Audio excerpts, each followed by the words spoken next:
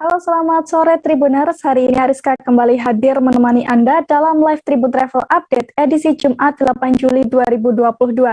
Dan seperti biasa, Ariska akan memberikan informasi terkait sejumlah wisata dan kuliner untuk Anda. Tentunya akan disampaikan secara langsung bersama sejumlah reporter kami yang ada di berbagai daerah. Inilah live Tribun Travel Update selengkapnya. Tribuners, untuk mengawali informasi hari ini, kita akan kulineran di Cipondoh, Kota Tangerang. Di sana ada soto Betawi Bang Umar, Tribuners. Soto ini berbeda dengan soto Betawi pada umumnya, sebab kuah yang digunakan adalah susu sapi murni, Tribuners. Dan kira-kira bagaimana cita rasanya, kita sudah terhubung dengan rekan Andika Panduwinata dari Warta Kota. Silakan rekan Andika.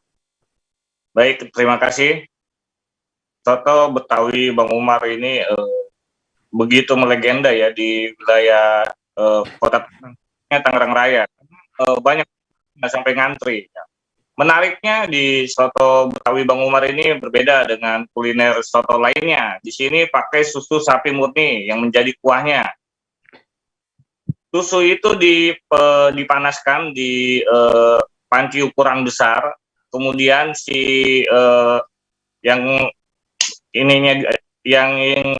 melayaninya itu ngasih bumbu-bumbu racikannya. Racikan bumbu ini melegenda ya dari turun temurun. Di situ di dalam mangkuknya itu ada kentang, ada tomat, ada emping, dan banyak variannya. Dari mulai ayam juga ada yang paling banyak dicari ini jeroan ya. Otak sapi juga ada paru, ada daging gitu kan. Bisa juga campur. Harganya ini terjangkau lah ya, dari emang rasanya yang begitu legit, dan banyak juga pejabat-pejabat yang ada di sini nih, seperti misalnya dari lurah, camat, kepala dinas, dan yang lainnya juga. Harganya ini mulai dari 25.000, 27.000 sampai 30.000. Lokasinya berada di Taman Royal ya, Cipondoh, Kota Tangerang. Demikian. Baik, terima kasih rekan Andika Panduwinata dari Warta Kota dan selamat bertugas kembali. Tribuner, selesai vakum selama 2 tahun, Solo Batik Karnival kembali digelar pada Kamis 7 Juli 2022 kemarin. Kirap Solo Batik Karnival ini dimulai dari Stadion Sriwedari menuju Balai Kota, Tribuners. Menariknya, peserta kirap ini berasal dari delegasi G20 hingga Putri Indonesia. Lantas seperti apa kemeriahannya? Rekan kami Ambar dari Tribun Travel akan melaporkannya untuk Anda. Silakan rekan Ambar. Terima kasih Ariska. Nah, setelah vakum 2 tahun karena pandemi COVID-19, Solo Batik Karnival kembali digelar di kota Solo. Nah, Solo Batik Karnival ini digelar pada Kamis 7 Juli tahun 2022 mulai pukul 3 hingga pukul 6 sore. Nah, kirap Solo Batik Karnival ini sendiri dimulai dari Stadion Sriwedari menuju ke Balai Kota Solo. Nah, sebelum gelaran dimulai, ratusan warga sendiri sudah berkerumun memenuhi pinggiran dari Jalan Raya Slamet Riyadi Solo. Mereka datang dari sejumlah daerah, mulai dari Karanganyar, kemudian ada dari Semarang hingga dari kawasan Jakarta. Nah, mereka tampak antusias menyaksikan gelaran dari Solo Batik Karnival ini. Dan karena memasuki musim libur sekolah, ada banyak anak-anak yang turut serta menyaksikan jalannya kirap. Nah, gelaran dari Solo Batik Karnival ini sendiri tergolong cukup meriah karena dihadiri oleh delegasi negara-negara peserta presidensi G20 dan turut pula dihadiri oleh 15 putri Indonesia. Nah, sepanjang kirap, delegasi dan juga putri Indonesia ini menaiki kereta kencana yang sudah disiapkan. Tidak lupa mereka juga menyapa masyarakat yang menyaksikan kirap dari Solo Batik Karnival. Selain dari peserta G20 dan juga dari Putri Indonesia, turut juga ikut 150 penampil yang mengikuti jalannya Solo Batik Karnival. Mereka tampil dengan mengenakan busana batik yang sudah dimodifikasi. Meski busana yang dikenakan terbilang cukup berat dan juga kompleks, para penampil ini tampak luas memperagakannya. Sesekali para penampil ini berhenti untuk sekedar berfoto bersama dengan warga yang menyaksikan jalannya kirap. Ariska. Baik rekan Ambar dari Tribun Travel, terima kasih dan selamat bertugas kembali. Tribuners, pada Kamis 7 Juli 2022 kemarin, masyarakat Kabupaten Sanggau mengadakan ritual adat Dayak No Suminu Podi ke-18. Kegiatan ini dibuka langsung oleh Bupati Sanggau, Paulus Hadi di Rumah Dorimpulor, Desa Seimawang, Kecamatan Kapuas, Tribuners. Dan bagaimana suasananya akan disampaikan oleh rekan Hendri Cornelius dari Tribun Pontianak. Silahkan rekan Hendri. Ya, selamat sore Ariska. Dapat kami sampaikan bahwa Bupati Sanggau Paulus Hadi membuka gawai ritual adat Dayak No Suminu Podi ke-18 tahun 2022 di Rumah Betang Raya Dorimpulor, Sanggau, Kabupaten Sanggau, Kalimantan Barat pada Kamis 7 Juli 2022. Nah, tema gawai ritual adat Dayak No Suminu Podi ke-18 tahun 2022 ini adalah kita bangkitkan peradaban Dayak menuju masyarakat Dayak Sanggau tetap berdaulat dan bermartabat. Nah, kegiatan ritual adat Dayak No Suminu Podi ini rutin dilaksanakan setiap tahunnya sebagai bentuk ucapan syukur kepada Tuhan Yang Maha Esa atas panen padi yang diperoleh dan sebagai wadah untuk menjalin silaturahmi masyarakat adat Dayak dalam memajukan budaya Dayak itu sendiri. Nah, gawai ritual adat Dayak No Suminu Podi ke-18 tahun 2022 ini dilaksanakan dari tanggal 6 sampai dengan 7 Juli 2022. Nah, berbeda dari yang biasanya pada saat sebelum pandemi COVID-19 dilaksanakan dari tanggal 7 sampai dengan 9 Juli setiap tahunnya. Dan tanggal 6-nya kontingen dari Dewan Adat Dayak atau DAD di 15 kecamatan di Kabupaten Sanggau sudah datang ke Rumah Betang Raya Dorimpulor.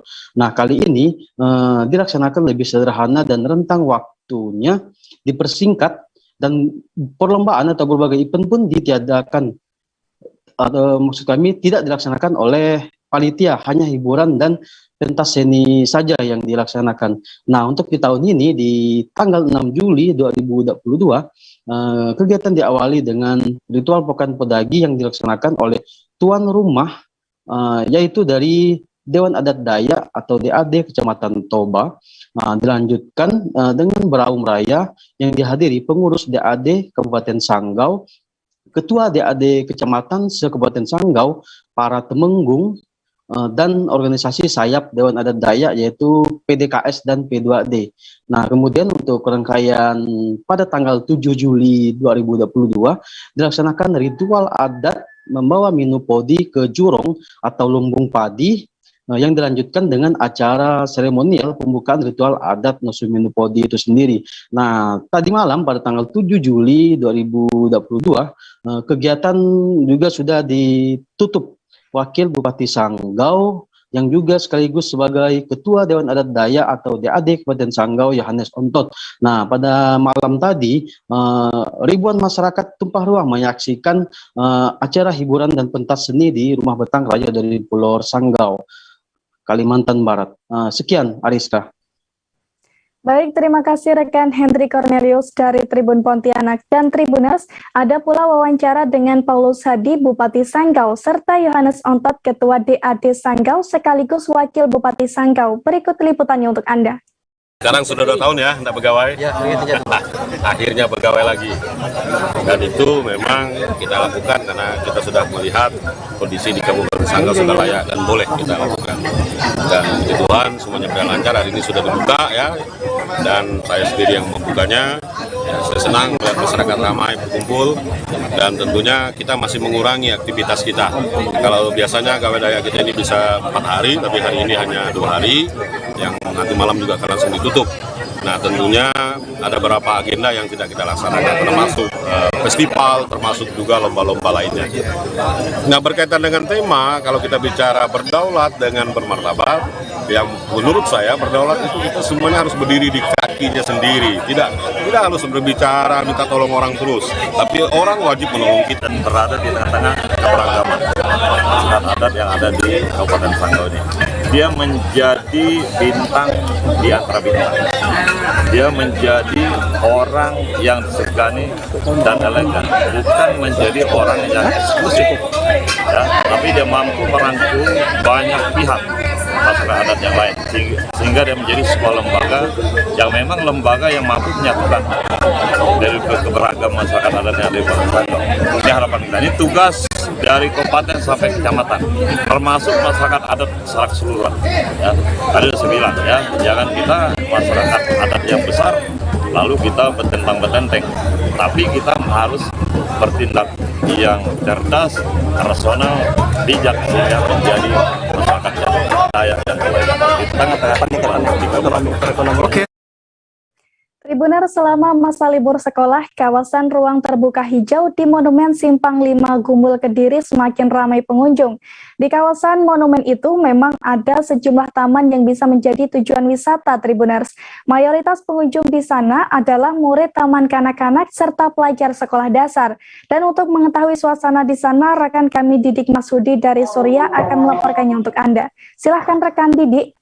Ya, terima kasih Ariska dan Tribuner sekalian. Jadi pada musim liburan tahun ini, setelah pandemi mulai mereda, kawasan Monumen Simpang 5 Gumul Kabupaten Kediri mulai dibuka kembali, sehingga masyarakat sudah bisa beraktivitas di sana.